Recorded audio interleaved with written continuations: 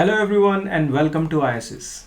चलिए, आज ये हमारा एनडीए गेट का एक सुपर सेशन होने वाला है। नाउ इस सुपर सेशन का मीनिंग क्या है? Now why I am calling this a super session is because इस पर्टिकुलर में हम अपनी हिस्ट्री, जो हमारा जो पोर्शन है, जो हमारे जनरल स्टडीज़ के अंदर आता है एनडीए के अंदर, तो उसको हम बिगिन करेंगे। Now it is not going to be exact according to the book. Now let me explain you this. तो ये तो पर्टिकुलर हमारा ड्रीम हो गया जिसको हमें अचीव करना है, ठीक है। And all you have to do is dream NDA and you have to trust ISS. So in this ISS you and me and we all are together in this. Okay, so let me tell you something about this, what I am talking about. ठीक है, इसमें क्या होने वाला है, जो history का जो हमारा पोर्शन है रिगार्डिंग एनडीए गेट के अंदर, जो हमारा हिस्ट्री का जो पोर्शन है, उस हिस्ट्री के पोर्शन में we are going to restrict ourselves. हम अपने आप को रिस्ट्रिक्ट करेंगे to the NCERT books, because इसके अंदर से ही जो है आपका एग्ज़ाम आएगा और हमारे लिए इम्पोर्टेंट है इन बुक्स को पढ़ना। नाउ नेक्स्ट लाइन से एक तो घबराना मत, ठीक है। नेक्स्ट लाइन क्या है, we are going to study NCERT from class 6th to class 12th। Yes, 6th class की हिस्ट्री के एनसीईआरटी से शुरू करेंगे, 12th क्लास की हिस्ट्री के एनसीईआरटी तक जाएंगे। बिल्कुल इस बुक से अपने आप को लिमिट रखेंगे, चाहे इसमें जैसा भी वर्ड हो। I will explain you that word orally, but उस पर और रिसर्च मत करना, बिकॉज एग्ज़ाम के अंदर डिटो बुक से आएगा, ठीक है। So you can trust us on this particular thing and you can also check it. जो प्रीवियस ईयर पेपर्स हैं उसमें अकॉर्डिंग टू द बुक ही आता है, तो you don't have to worry about it. So सिर्फ बुक से चलेंगे, फटाफट उनके बेसिक अंडरस्टैंडिंग रखेंगे हिस्ट्री का, इतना डीप में भी नहीं जाएंगे, ठीक है, और इतना भी ऊपर से नहीं पढ़ेंगे कि आपका उससे क्वेश्चन सॉल्व ना हो सके। So this is going to be the first lecture in the history series, ठीक है। हिस्ट्री के अंदर we are going to cover the ancient history, we are going to cover medieval history, modern history and the world history। हम इन 4 pillars को cover करेंगे। Now in 4 pillars में है क्या, लाइक क्लास 6, 7th, 8th की NCERT में mostly ये area cover है, 9th, 10th में वर्ल्ड वाला कवर है, ठीक है। 12th में again these portions are again covered in class 12th। तो before we begin reading the book line by line, let me first give you an overview। like before that also 2003 में रिलायंस की ना एक add आती थी, और उस ऐड के अंदर ना एक पर्टिकुलर लाइन होती थी, और वो लाइन थी कि कर लो दुनिया मुट्ठी में। नाउ हिस्ट्री के साथ भी हम एग्जैक्टली कुछ ऐसा ही करने वाले हैं। हम उसको हिस्ट्री को अपनी मुट्ठी में तो नहीं करेंगे, but will try to cover that complete portion of history in 1 or 2 pages, ठीक है। मोस्ट ऑफ द स्टूडेंट्स को इसकी बड़ी प्रॉब्लम रहती है इस पर्टिकुलर चीज़ की, कि कब क्या हुआ, आगे हुआ, पीछे हुआ, ठीक है, कौन सा इसमें पहले आएगा, कौन सा बाद में आएगा। तो चाहे आप हिस्ट्री को कितना भी करें, लेकिन ये वीडियो ना ज़रूर देख के इसको वर्ड बाय वर्ड याद कर लेना। उसके बाद you are not going to face any of the problems. अपनी टाइमलाइन में तो बिल्कुल प्रॉब्लम फेस नहीं करेंगे, ठीक है। चलो let us begin with particular this thing. Okay, हमारी जो हिस्ट्री की बेसिक अंडरस्टैंडिंग है ना, हिस्ट्री के कंप्लीट जो उसका पीरियड है, इस पीरियड को we are going to divide this particular period into 2 phases। हम इसको पहले तो 2 phases में डिवाइड करेंगे। ना आपने बहुत बार सुना होगा एंशिएंट हिस्ट्री, मेडिवल हिस्ट्री, हमने भी अभी इसके बारे में बात की थी, लेकिन उससे भी पहले 2 phases आते हैं। पहला फेज आता है प्री हिस्टोरिक पीरियड, ठीक है। इन पर्टिकुलर पेजेस पे लिख लेना, उसके अलावा नोट्स बनाने की बिल्कुल भी ज़रूरत नहीं है। Keep on watching the videos again and again and get ना आपके बिल्कुल ऐसे यहाँ अंदर तक बैठ जाएगा। तो एक पर्टिकुलर टाइम पीरियड है प्री हिस्टोरिक पीरियड, और दूसरा है, हम इसको सिंपल हिस्टोरिक पीरियड बोल देते हैं, ठीक है। Prehistoric period and the historic period. Now let us go little bit. ये जो प्री हिस्टोरिक पीरियड है, ये है क्या, हिस्ट्री से भी पहले। what do you mean by what we mean by this is pre historic period के रिगार्डिंग हमारे पास कोई भी रिटन रिकॉर्ड्स अवेलेबल नहीं है, ठीक है। तो हमारे पास कोई भी रिटर्न रिकॉर्ड्स इस टाइम पीरियड के अवेलेबल नहीं है, कहीं पर ये नहीं लिख रखा कि ये था ऐसे था, इस समय पर ये आया, तो हमारे पास रिटर्न रिकॉर्ड्स। फिर हमें पता कैसे चला? We came to know about this period from the archaeological findings या आर्कियोलॉजिकल रिमेन्स। ठीक है, कहीं से पोट्री मिल गया, कोई है ना, कोई मटका बनाया होगा वो मिल गया, कहीं से हमें कुछ और मिल गया, कहीं से सील्स जो स्टैम्प्स वगैरह होती हैं किसी ने ट्रेड करा, कहीं से कॉइन मिल गया। तो इन सब के जो आर्कियोलॉजिकल रिमेन्स होते हैं, ठीक है, हिस्टोरिकल जो रिमेन्स होते हैं, उनको फाइंड आउट किया गया एंड रिसर्चर्स ने प्री हिस्टोरिक पीरियड का थोड़ा सा अंदाज़ा लगाना शुरू किया। नाउ अब चलते हैं इस प्री हिस्टोरिक पीरियड में आता क्या क्या है। नाउ पूरा का पूरा प्री हिस्टोरिक पीरियड हम दो पार्ट्स में डिवाइड कर सकते हैं। One is we call the stone age. ठीक है, आदि मानव थे ना, पत्थरों को वगैरह का यूज़ करते थे, तो it was the stone age. And second period we can call that is the metal as.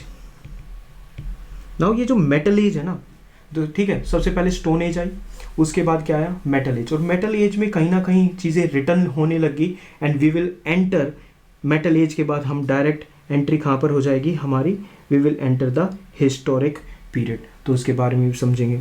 अब स्टोन एज में हमारे पास क्या क्या आता है? Let us understand that. Stone age को 3 पार्ट्स में डिवाइड किया जाता है। फाइन। Number 1 is palaeolithic. नाम से मत घबराना, palaeolithic period. Second one is mesolithic period. देखो, अगर तुम्हें समझ में आ जाए ना तो इस वीडियो को शेयर ज़रूर करना, ठीक है, चाहे वो यूपीएससी के किसी भी एग्ज़ाम की प्रिपरेशन कर रहा हो। एक बार ये टाइमलाइन क्लियर होगी ना, उसके बाद सब क्लियर है। Neolithic period. वर्ड्स याद करने, चलो वर्ड्स याद करते हैं। पेलियो, पेलियो वर्ड होता है ओल्ड, लिथिक वर्ड यूज करते हैं स्टोन, तो इसको क्या बोलेंगे? ओल्ड स्टोन एज बोल देंगे। मीजो, मिड, लिथिक, स्टोन, तो मिडल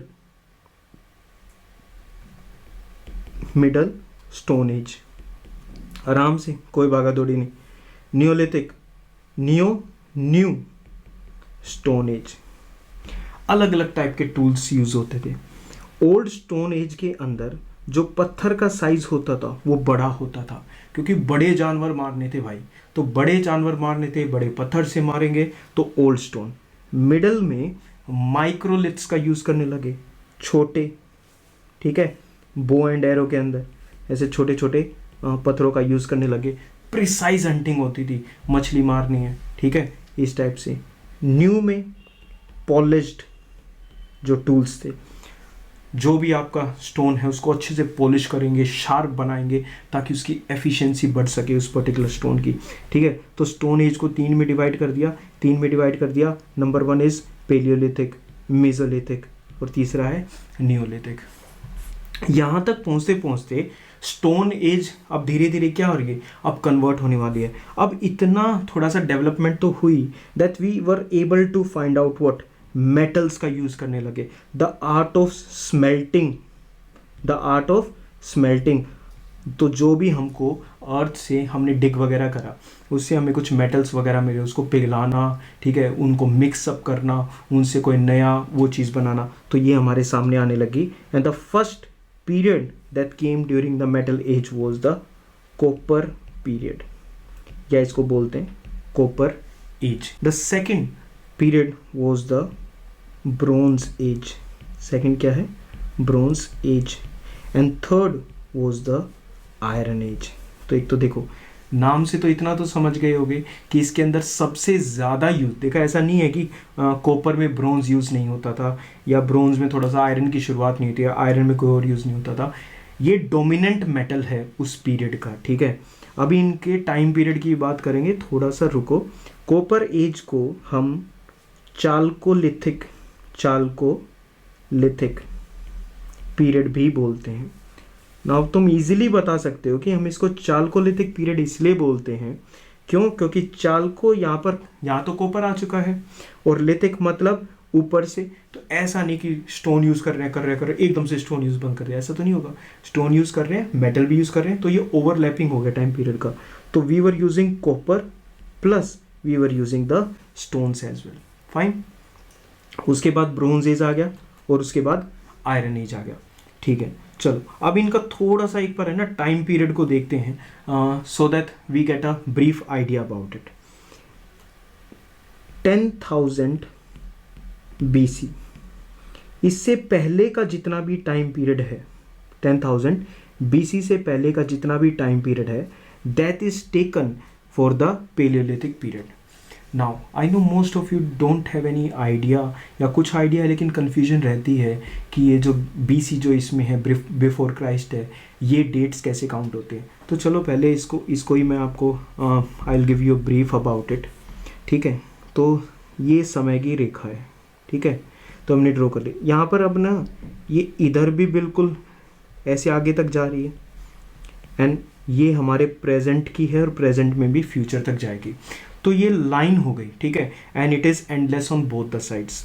हमने बीच में कहीं भी एक पॉइंट दे दिया and will take it as a zero. Now zero से जब हम इधर की तरफ आगे मूव करते हैं, like will be moving towards 1, will be moving towards 2, और ऐसे करके हम कहाँ तक आए, 100 तक आए। तो ये तो पॉजिटिव है, लाइन पे हम पॉजिटिव की तरफ मूव कर रहे हैं। इस पीरियड को बोलते हैं एडी पीरियड। एडी जो लैटिन में जो होता है वो होता है एनो डोमिनी। क्या वर्ड है, Anno Domini, which basically means in the year of lord, ठीक है। तो भगवान का जो पर्टिकुलर ईयर है या in the period of lord, ठीक है, एनो डोमिनी का तो ये मीनिंग हो गया। तो यहाँ पर जैसे वेस्टर्न पीपल डिड दैट, तो हमने यहाँ पे जीसस क्राइस्ट का पॉइंट मान लिया या उनका बर्थ मान लिया। जीसस क्राइस्ट का हमने यहाँ पर बर्थ मान लिया। अब ये उनका बर्थ का जो टाइम पीरियड है वो सब चल रहा है, इसके बाद का जो भी टाइम है। अच्छा, इससे पहले का जो पीरियड होगा दैट विल बी ऑल्सो 1। अच्छा, इसमें माइनस नहीं लिखेंगे क्योंकि ये तो टाइम है, तो 1 2 3। अब इसके लिए जो वर्ड यूज़ करा जाता है वो यूज़ करा जाता है BC। तो ज़ीरो के लेफ्ट हैंड साइड पे we are using BC and zero के राइट हैंड साइड पे we are using AD। BC simple सा वर्ड हो गया यहाँ पे, it is before Christ. Now let me tell you, before Christ and Anno Domini. आज क्या चल रहा है, मैं यहाँ पे आज का लिख देता हूँ, आज है 2024 AD, ऐसे लिखना चाहिए। अब AD इतना कॉमन है कि that we don't write it, right. अब AD और BC की जगह there are 2 more terms that we use, that is AD की जगह हम यूज़ करते हैं कॉमन एरा या फिर current era, and this is before common era. ये वाला ज़्यादा सिंपल है ना, before common era and common era, right. चलिए अब इसमें सेंचुरी का खेल देखते हैं। नाउ बेसिकली यू नो कि एक century is equal to 100 years, right? And a millennium is equal to 1000 years, right? ये वाली पर्टिकुलर बात याद रहेगी। नाउ अब इस टाइम पीरियड को देखो, let me highlight this time period. ये 100 years का टाइम पीरियड है, and this particular 100 year time period, this is the first century AD। ये क्या बन जाएगा, फर्स्ट सेंचुरी AD। अब देखो सेकंड सेंचुरी AD क्या होगी, यहाँ पर क्या है 101 102 and this will go up to 200 AD। ये वाला जो पर्टिकुलर पीरियड है which is highlighted in pink, this particular period is the second century AD, right. अभी हम किस में चल रहे हैं, हमारा जो सेंचुरी है वो 21st सेंचुरी है। तो 21st सेंचुरी क्या होगा, 21st सेंचुरी क्या होगा, 2001 से शुरू हो जाएगा and it will go up to 2100। ये क्या बन जाएगी, 21st century, right. This is 21st century AD। अब BC का थोड़ा सा कॉम्प्लिकेटेड है। देखो टाइम तो ऐसे मूव कर रहा है ना, टाइम ऐसे मूव कर रहा है, तो 3 BC जो यहाँ पर लिख रखा है ये पहले आएगा और 1 BC उसके बाद आएगा। यहाँ पर क्या है, 1 AD पहले आया और 3 बाद में आया, लेकिन BC में उल्टा होता है, जो बड़ा नंबर होता है वो पहले आएगा और छोटा नंबर जो है वो बाद में आएगा। तो 1 2 3 ऐसे करके ना हम 100 तक पहुँच गए। ठीक है, ये हमने लिख दिया 100 BC। नाउ ये फर्स्ट सेंचुरी BC है, तो फर्स्ट सेंचुरी BC को हम काउंट करेंगे 100 BC से लेके 1 BC तक।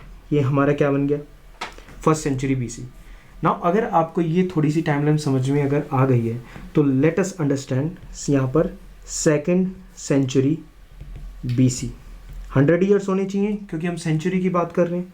ठीक है, यहाँ देखो 101 BC, ऐसे करते करते करते करते हम 200 BC तक जाएंगे। तो सेकंड सेंचुरी BC क्या बनेगा, 200 BC टू 101 BC। पहले क्या आएगा, पहले 200 BC आएगा, फिर 101 BC आएगा। टाइम ऐसे मूव करने लग रहा है, ये वाला पर्टिकुलर समझ में आ गया। मिलेनियम का क्या था, मिलेनियम का था 1000 ईयर्स। ठीक है, तो ज़ीरो से 1000 ईयर्स, देखो टाइम ले रहे हैं बट क्लियर हो जाएगा, राइट। 1000 ईयर्स हुए, 1000 से 2000 ईयर्स हुए और 2000 से 3000 अभी है, हम यहाँ पर हैं कहीं बीच में 2024। ठीक है, ये था first millennium BC, this was the first millennium BC। Second millennium, oh sorry BC बोल रहे हैं हम इसको, first millennium AD, second millennium AD, और हम थर्ड मिलेनियम AD की बिल्कुल शुरुआत में चलने लग रहे हैं। तो आज का भी आपने देख लिया और इससे पहले का भी देख लिया। नाउ अगर अब आपने देखा होगा, हमने थोड़ी देर पहले बात करी कि जो पेलियोलिथिक पीरियड था वो 10,000 BC से पहले का पीरियड था। तो पहले तो 10,000 BC पे पहुंच जाए, राइट। तो ज़ीरो से ऐसे चलते चलो चलते चलो चलते चलो और यहाँ पर कहीं पर आएगा 10,000 BC। तो 10,000 BC से जो पहले का जो ये टाइम पीरियड है, this particular time period will be the palaeolithic period. काफ़ी पुराने हैं ना। चलो उसके बाद हम सेकंड पे आ जाते हैं। 10,000 BC को लोकेट करो, 10,000 BC टू 6,000 BC। ठीक है, ये वाला जो टाइम पीरियड होगा this is the Mesolithic period. ठीक है, कौन सा है, मेसोलिथिक पीरियड। उसके बाद आ जाओ 6,000 से लेके 4,000 BC चल रहा है भाई, ये BC is the Neolithic period. अब ये यहाँ तक हो गया। तो 10,000 BC से पहले का जो पीरियड है वो पेलियोलिथिक हो गया। उसके बाद ये जो 4,000 साल हैं इसमें मेसोलिथिक आ गया। उसके बाद ये 2,000 साल जो हैं इसके अंदर नियोलिथिक पीरियड आ गया। अब हम थोड़ा सा और आगे बढ़ते हैं इसके अंदर। ठीक है, अब उसके बाद आ गया कॉपर एज। नाउ जब कॉपर एज को हम देखते हैं then this particular copper age, इसको हम क्या टाइम पीरियड देने वाले हैं, तो इसका कॉपर एज का या चालकोलिथिक पीरियड का जो पीरियड हुआ वो हुआ 4,000 से 3,300 BC तक। ठीक है, तो ये हमारा जो है नेक्स्ट पीरियड होगा। ये कौन सा पीरियड है, कॉपर एज का पीरियड है। उसके बाद 3,300 BC से लेकर, ठीक है, BC से लेकर 1200 BC तक जो है ये हमारा होगा ब्रोंज एज का पीरियड। एंड 1200 BC से 500 BC तक this is the iron age period. और ये अभी तक कंटिन्यू है, आयरन एज से भी ज़्यादा अब न्यूक्लियर एज, ठीक है, इंटरनेट एज, ये सब एजेस चल रही हैं। हम इसको एज कैलकुलेट कर लेते हैं। फाइन, तो मेटल एज के अंदर हमारे पास ये 3 आ गई एंड स्टोन एज के अंदर हमारे पास ये 3 आ गई। एक बार तो पहले इस वीडियो को यहीं पोज करके आप इसको देख लीजिए कि ये कहाँ से कहाँ तक आगे मूव कर रहा है। नाउ एक आपने नाम सुना होगा, that is the Indus valley civilisation, Harappan civilisation, ये आपने नाम सुना होगा। This is the Indus valley. तो इंडस जो रिवर है, इंडस जो रिवर है उसके वहाँ पर एक बहुत पहले एक सभ्यता बनी थी, that was the Indus Valley civilization. Now this Indus Valley civilization was during the period of the bronze as. कौन से एज में थी? ब्रोंज एज में। एंड आयरन एज के टाइम पे जो पर्टिकुलर पीरियड आया था वो आया था द वैदिक कल्चर। कौन सा आया था? वैदिक कल्चर। साथ साथ इनको याद करते चलना। इसके अंदर हमारे चारों वेद लिखे गए थे। अर्ली वैदिक पीरियड में ऋग्वेद लिखा गया था, उसके बाद अथर्ववेद, यजुर्वेद, सामवेद, ये चारों के चारों जो हमारे वेद से, they were all written during this particular period. ठीक है, अब इसके अंदर थोड़ा सा और आगे बढ़ते हैं। जैसे जैसे वैदिक जो पीरियड आया, अब देखो यहाँ तक तो लोग केव्स वगैरह में रह रहे हैं, उसके बाद इस पर्टिकुलर टाइम पीरियड में उन्होंने इंडस वैली के आसपास अपनी सिटीज़ बनाना शुरू कर दिया।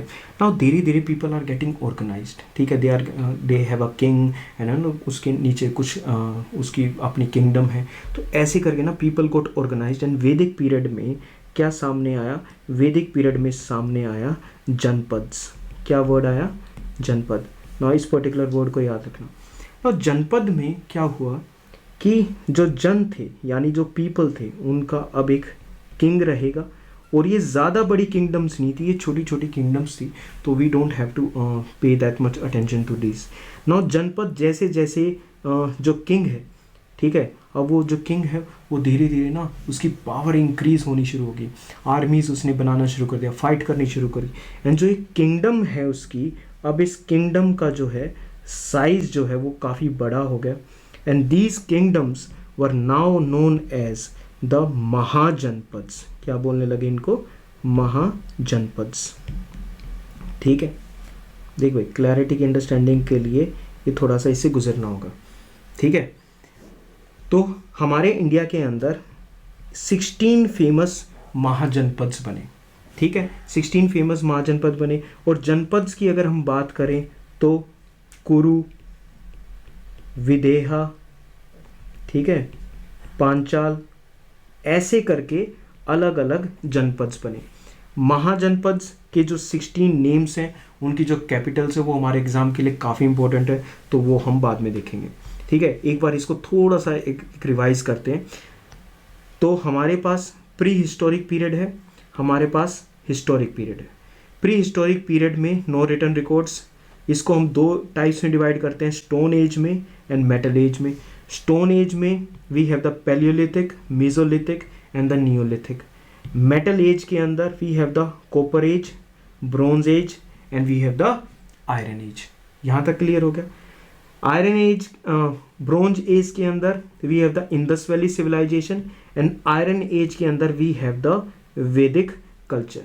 वैदिक कल्चर के बाद धीरे धीरे डेवलप हुए जनपद्स, एंड जनपद धीरे धीरे बड़ी किंगडम्स में डेवलप हो गए, देन बिकेम द महाजनपद्स। ठीक है, ये वाला हमारा पर्टिकुलर टाइम पीरियड आ गया।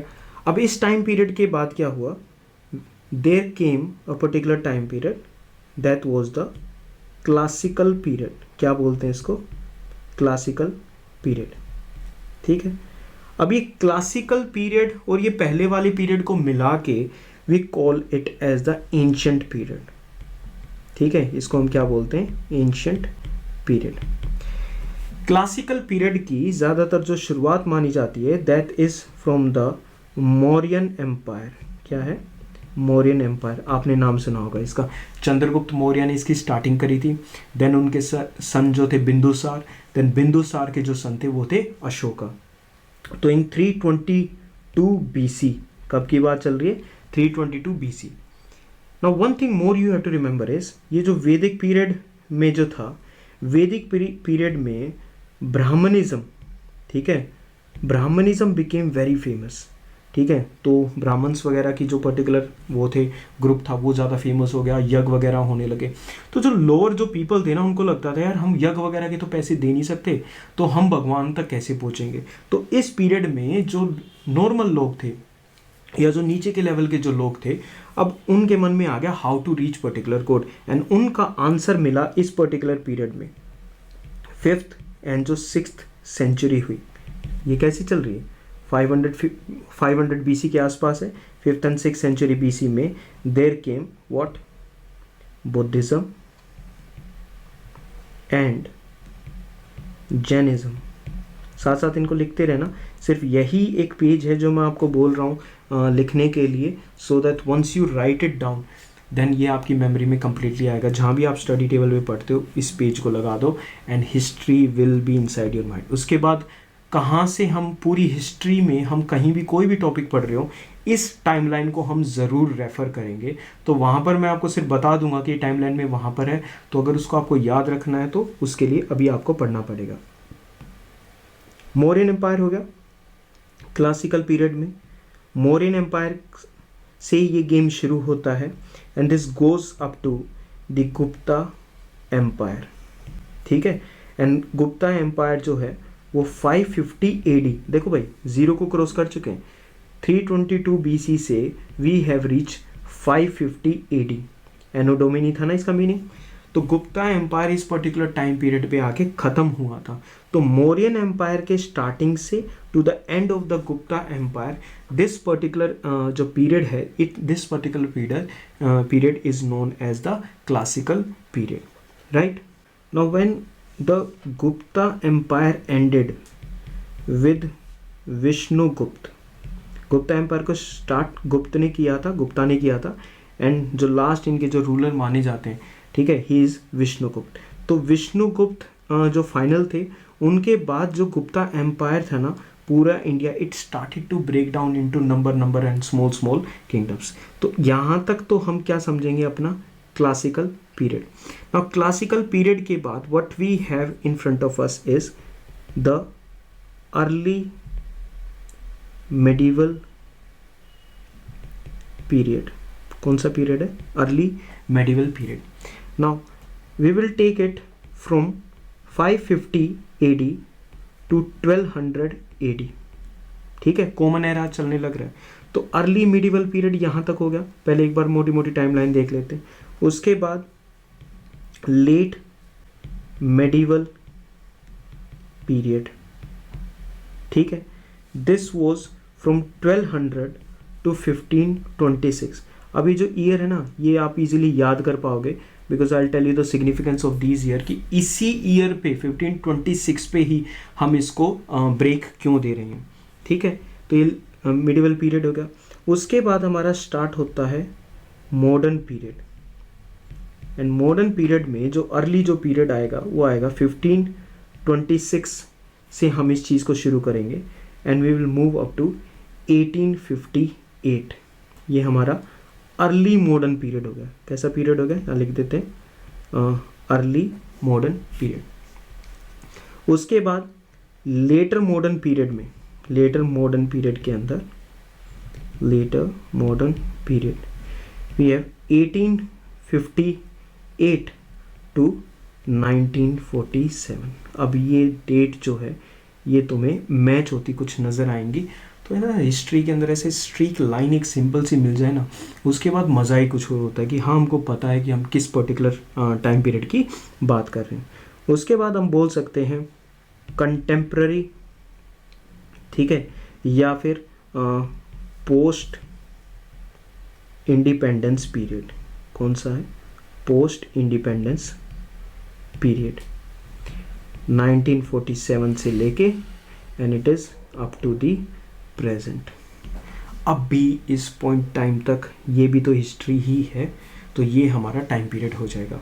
Now in particular time periods में जब हमने अर्ली मेडिवल पीरियड की बात करी, this is significant because this was the fall of कौन सा एम्पायर? गुप्ता एम्पायर, ठीक है। उसके बाद छोटे छोटे अलग अलग है ना किंगडम्स उभर के आने लगी। Like to name a few, we have the Chalukyas, we have the Rashtrakutas, ठीक है। और कौन है? Gurjara Pratihara, we have the Cholas, we have the Palas. इस टाइम पीरियड की बात कर रहा हूँ मैं, ये लोग थे। अब ये लोग इतने वो हम इनके बारे में इतना क्यों पर्टिकुलर ध्यान दे रहे हैं? बिकॉज अगर हम इसमें इंडिया की अगर हम एक पर्टिकुलर उसमें बात करें, let me go with a simple map, ठीक है। भाई जैसा सा भी गई अब, ठीक है। तो इस पर्टिकुलर पीरियड में देखो ये वाला जो एरिया था ना, ये था चालू ये राष्ट्रकूटस का, किसका पीरियड था, ये था राष्ट्रकूटस का एरिया। इसमें ये रेड वाला जो पोर्शन है ये था गुजर प्रतिहारा का, किसका है, गुजर प्रतिहारा का। एंड जो ग्रीन वाला जो पोर्शन है ये था पालास का। ठीक है, अब यहाँ पे ना एक बड़ा इंटरेस्टिंग चीज़ होती है, वो क्या होती है, अभी तुम इनको ध्यान से देखोगे तो तुम्हें पता चलेगा ये तो मैच कर रहे हैं एक दूसरे से। ठीक है, तो कौन सा किसका था। अब यहाँ पे आज के यूपी में ना एक पर्टिकुलर सिटी है, टाउन है, वो है कन्नौज का। कौन सा टाउन है, द टाउन ऑफ कन्नौज। अब ये कन्नौज बड़ा फेमस था। तो गुजर प्रतिहारा एक तरफ है, पालाज एक तरफ है, राष्ट्रकूटाज एक तरफ है। इन सब की नज़र पड़ गई किसके ऊपर, कन्नौज की। और इन तीनों पार्टीज़ के बीच में आपस में महासंग्राम होता है। एंड जब तीन पार्टीज़ के बीच में होता है इसको बोलते हैं ट्राइपेटाइट स्ट्रगल। ठीक है, ट्राइपेटाइट यानी तीन पार्टीज़ के बीच में जो स्ट्रगल था वो किस सिटी को लेकर था, इट वॉज कन्नौज को लेकर था, पालाज, राष्ट्रकूटाज एंड द गुजर प्रतिहारा। तो ये वाला तो ये पीरियड हो गया। उसके बाद धीरे धीरे let us remove this particular portion. जो नदर्न इंडिया था ना उसमें बाहर से मंगोलिया की साइड से, ईरान अफगानिस्तान की साइड से इंडिया के अंदर ना बाहर से इन्वेजन्स होने लगे। ठीक है, एंड बाहर से जब इन्वेजन्स होने लगे तो अलग अलग जो बाहर जो डायनेस्टीज़ जो बनी हुई थी वो इंडिया में आके एस्टेब्लिश होने लगी। तो जब इंडिया में वो एस्टेब्लिश होने लगी तो वो बाहर से जो लोग आए थे वो अपने आप को बुलाते थे सुल्तान्स। क्या बुलाते थे, सुल्तान। तो अभी तक तो किंगडम चल रहा था, जो किंग्स उस पर रूल करते थे, अभी सुल्तान्स आ गए। तो सुल्तान किस एरिया में रूल कर रहे हैं, उनकी बन जाती थी सल्तनत। क्या बन गई, सल्तनत। तो इंडिया के अंदर 1200 से 1200 एडी के बाद से ये वाला जो पीरियड, इससे पहले तो ये वाले सारे हो गए। ठीक है, अब लेटर मेडिवल पीरियड के अंदर सुल्तान्स आ गए। नाउ सुल्तान्स में जो, अब देखो दिल्ली सल्तनत बोलते हैं क्योंकि Delhi was the main particular area in this. ठीक है, तो पूरा नॉर्थ इंडिया ना इन सल्तनत्स के अंडर में था। 5 ऐसी अलग अलग सल्तनत्स आई थी जो बहुत ही पावरफुल थे। Number 1 was the Mamluk. क्या बोलते हैं, मामलुक यानी स्लेव डायनेस्टी। सबसे पहले नंबर पे कौन सी आई, मामलुक है। देखो इस इंट्रोडक्टरी लेक्चर में ना जितना भी डिस्कस किया जा रहा है वो वर्ड टू वर्ड याद रहना चाहिए। बहुत बार ये अब हम ये वाली पर्टिकुलर चीज़ डिस्कस कर चुके हैं। ठीक है, सेकंड इसका आपने नाम सुना होगा, second was the Khilji dynasty.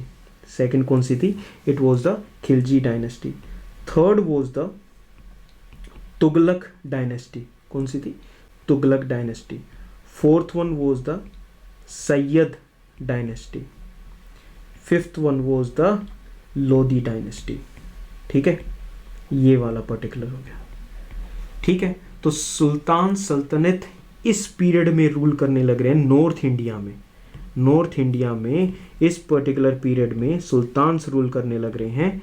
Mamluk slave dynasty, Khilji, Alauddin Khilji उसके सबसे फेमस रूलर थे, तुगलक डायनेस्टी, सैयद डायनेस्टी और लोधी डायनेस्टी। तो ये तो पीरियड हो गया इन लोगों के एस्टेब्लिश होने का। नाउ 1526 पे ही आके हमने क्यों रोका, वो इसलिए रोका बिकॉज ये जो लोधी डायनेस्टी के जो लास्ट रूलर थे वो थे इब्राहिम लोधी। क्या नाम था इनका, इब्राहिम लोधी। और इनकी फाइट होती है किससे, इनकी फाइट होती है बाबर से। किससे फाइट होती है इनकी, बाबर से। नाउ बाबर से जो इब्राहिम लोधी की फाइट हुई, अगर इब्राहिम लोधी जीत जाता तो सल्तनत कंटिन्यू रहती। लेकिन अब जो बाबर जो वो भी बाहर से ही आए थे, अब इनके साथ जब इनकी फाइट हुई तो this was known as the first battle of Panipat. क्या बोलते हैं इसको, first battle of Panipat. And this was in 1526। अब 1526 में बाबर भाई साहब जीत जाते हैं। ठीक है, और इंडिया के अंदर जो है मुगल पीरियड शुरू हो जाता है। कौन सा पीरियड, मुगल पीरियड। ठीक है, एक तो रोक के ऊपर सल्तनत्स के नाम याद रख लेना। अब मुगल पीरियड शुरू हो गया, तो मुगल पीरियड में मुगल एम्परर्स के अगर नाम याद हो तो बाबर सबसे पहले नंबर पे आते हैं, उसके बाद हुमायूं आते हैं, उसके बाद अकबर रूल करते हैं, द ग्रेट अकबर। उसके बाद देयर कम्स जहांगीर, जहांगीर के बाद वी हैव शाहजहां, ठीक है, शाहजहां के बाद वी हैव औरंगज़ेब। औरंगज़ेब के बाद when he died in 1707, when Aurangzeb died in 1707, उसके बाद भी काफ़ी अलग अलग क्या थे, रूलर्स थे मुग़ल एम्पायर के, ठीक है, बहादुर शाह फर्स्ट, ठीक है। But the point was we are not going to discuss those small rulers, ये सबसे इंपॉर्टेंट रूलर्स थे औरंगजेब तक। औरंगजेब के बाद जो है मुगल एम्पायर ना थोड़ा सा ऐसे ख़त्म सा होना शुरू हो गया, because these rulers were not that capable to rule that such a great extent of the empire. Bahadur Shah, और फिर लास्ट में धीरे धीरे धीरे धीरे ये फाइनली जो मुगल एम्पायर का जो लास्ट रूलर थे वो थे बहादुर शाह जफर, ठीक है। इनको फाइनली ब्रिटिशर्स ने रिमूव कर दिया था। नाउ अब देखो, एक तरफ तो यहाँ पर who are ruling, the Mughal empire is ruling, वहीं पर एक दूसरे साइड पर हमारे वर्ल्ड के दूसरे छोर पर 31 दिसंबर 1600 में एक कंपनी बनाई जाती है जिसका नाम था east India company, and queen Elizabeth, कौन, क्वीन एलिजाबेथ फर्स्ट, वो इनको कंपनी को एक चार्टर प्रोवाइड करती है कि ठीक है जाओ ब्रिटेन से ईस्ट इंडीज़ की तरफ जाओ, यानी इंडिया की तरफ जाओ और वहाँ जाके क्या करो, ट्रेड करो। Now they came as traders, ये लाइन हम बचपन से सुनते आ रहे हैं कि they came as traders in India, and धीरे धीरे इनके जो वहाँ पर लोकल रूलर्स थे उनके साथ इनकी लड़ाई होनी शुरू हो गई। स्टार्टिंग में जैसे और भी आए थे, फ्रेंच आए थे, डच, पोर्टुगीज़, वो तो सब अब बेचारे अपने चुपचाप काम कर रहे थे, यही थोड़े से ना खलबली वाले थे। फाइन, बंगाल में इनकी फाइटिंग शुरू हो जाती है, ठीक है, तो बंगाल के नवाब के साथ इनकी फाइटिंग शुरू हो जाती है, ठीक है, उनको हम बाद में डिस्कस करेंगे। और जो पहली जो इनकी जो फेमस जो बैटल होता है that was in 1757, and this battle is known as the battle of Plassey. क्या बोलते हैं इसको, battle of Plassey. Now battle of Plassey के बाद भी चीज़ें शांत नहीं होती हैं, उसके बाद एक दूसरा डिसाइसिव बैटल होता है, और वो डिसाइसिव बैटल में देखो प्लासी में तो अपने लोगों ने ऐसे दगा कर दिया था, ठीक है, जैसे इस बैटल में मीर जाफ़र ने दगा दे दिया था, वो उसका कमांडर इन चीफ था, तो ब्रिटिशर्स इन चीज़ों में तेज़ थे, खरीद लेते थे लोगों को। 1764 में, अब प्लासी तो बंगाल में होगा, दूसरा बैटल हुआ that was battle of Buxar. ना बक्सर इज इन बिहार, ठीक है, ये 1764 में होता है। ना ये बहुत इंपॉर्टेंट है हमारे इंडिया के लिए, बिकॉज बैटल ऑफ बक्सर में हार के बाद एक ट्रीटी साइन हुई in 1765, and that treaty is known as the treaty of Allahabad. क्या बोलते हैं, ट्रीटी ऑफ इलाहाबाद। इस ट्रीटी के अंडर उस टाइम पे शाह आलम सेकंड, यानी अभी हमने बात की थी मुगल एम्परर्स में बहादुर शाह या शाह आलम सेकंड बोलते थे, तो इन्होंने ना दीवानी राइट्स दे दिए ईस्ट इंडिया कंपनी को। ये बहुत इंपॉर्टेंट चीज़ है भाई, ये दीवानी राइट्स। दीवानी राइट्स का मतलब है the right to collect revenue from the people directly. कौन कलेक्ट करता है रेवेन्यू, रूलर्स, गवर्नमेंट्स कलेक्ट करती है, और ये दीवानी राइट्स मिल जाते हैं किसको, ईस्ट इंडिया कंपनी को। अब ईस्ट इंडिया कंपनी फैलनी शुरू हो जाती है, ठीक है, और फाइनली ईस्ट इंडिया कंपनी की हिस्ट्री में एक ब्लैक ईयर आ जाता है, दैट इज 1857 का रिवोल्ट। कंपनी के सोल्जर्स ही कंपनी के खिलाफ, ईस्ट इंडिया कंपनी के खिलाफ रिवोल्ट कर देते हैं, उनके अपने अलग कारण, उन कारणों को देखेंगे। अब ये रिवोल्ट हो गया तो ब्रिटिश एम्पायर को लगा यार सोने के चिड़िया, ईस्ट इंडिया कंपनी ने तो इसका बेड़ा गर्क कर दिया।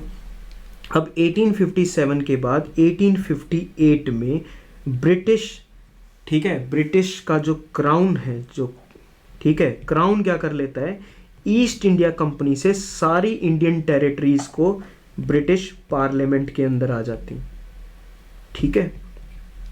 अब 1858 से पहले हमारे ऊपर डायरेक्ट रूल कर रहा था ईस्ट इंडिया कंपनी। 1858 के बाद डायरेक्ट रूल कौन कर रहा है, क्राउन यानी ब्रिटेन हमारे ऊपर रूल कर रहा है, और इनसे एज यू नो हमें जो फाइनल इनसे आज़ादी मिलती है that we get in 1947. So these are the basic details of the history, जिसके अंदर जो भी चीज़ें अलग अलग प्रेजेंट है हम उनको स्टडी करेंगे. इसमें स्टोन एज के अंदर देख लिया हमने, मेटल एज के अंदर देख लिया, इनकी तीनों की टाइमलाइन देख ली. Copper, bronze and iron age. Bronze age के अंदर we have seen Indus valley civilisation, and iron age के अंदर वी हैव सीन द वैदिक कल्चर. वैदिक कल्चर के बाद डेवलपमेंट हुई जनपद की, और जनपद बड़े बनते गए और बन गया महाजनपद. महाजनपद के अंदर जो उसके बाद आया the classical period. Mauryan empire की एस्टेब्लिशमेंट होती है, चंद्रगुप्त मौर्य और चाणक्य मिलके नंद एम्पायर को ख़त्म करते हैं, एंड 322 बीसी में मौर्यन एम्पायर एस्टेब्लिश होता है. उसके बाद शुंगा वगैरह काफ़ी एम्पायर्स आते हैं, फिर फाइनली गुप्ता एम्पायर ख़त्म होता है 550 एडी के अंदर. विष्णुगुप्त की फाइनली डेथ के बाद गुप्ता एम्पायर भी ब्रेक डाउन हो जाता है. ना ये दोनों एम्पायर जो थे ना ये ऑल ओवर इंडिया थे, पूरे इंडिया को कवर करते थे, और जैसे ही गुप्ता एम्पायर ख़त्म हुआ उसके बाद it got broken down into number of small empires. ये पाला है, ठीक है. तो 550 से लेके 1200 तक जो थे ये फाइनली आपस में लड़ाई कर रहे थे. We have discussed about the tripartite struggle on Kannauj. Late medieval period में नॉर्थ इंडिया के अंदर सुल्तान्स यानी सल्तनत पीरियड आ जाता है, जिसके अंदर मामलुक यानी slave, Khilji, Tughlaq, Sayyid and Lodi dynasty आ जाती है. लोधी डायनेस्टी का फाइनली सामना होता है किससे? बाबर से. बाबर बैटल जीत जाता है 1526 के अंदर, और वहाँ से शुरुआत होती है 1526 के अंदर मुग़ल इंडिया की. मुग़ल इंडिया की शुरुआत से लेके रिवोल्ट ऑफ 1857 तक. इसके बाद जिसका रूल आ जाता है वो है क्राउन. क्राउन का रूल चलता है 1947 तक, जिसके बाद we got the independence from the British empire. So this is the most general and the comprehensive, या जो भी मेन जो मेजर पॉइंट्स थे we have covered over here. Now इसको अगर आप याद करते हो तो इसके थ्रू आपके जो आगे आने वाली जो हिस्ट्री का पोर्शन है that is going to be super easy for you, ठीक है. So I request you to learn. इसका एक टाइमलाइन बना लो, जो जैसे जैसे बोला गया है ना वैसे एक टाइमलाइन बना लो. डेट्स आपके सामने लिखी गई हैं. एडी और बीसी का हम कंपैरिजन देख चुके हैं, कॉमन एरा का, बिफोर कॉमन एरा का. नाउ आगे आने वाले जो हमारे जो चैप्टर्स होंगे we will be using the NCERT books, and we will stick ourselves to the NCERT books. We are not using any slides in these particular things so that you can because NDA exam में जो lines आएंगे direct book से उठा के आएंगे, ठीक है. So we have to use these lines. Fine. तो इन चैप्टर्स को हम इससे करने वाले हैं. In the next video we will be discussing about the future chapters, ठीक है. Till then revise this particular thing and do it, share it with your friends. Thank you from the side of ISS.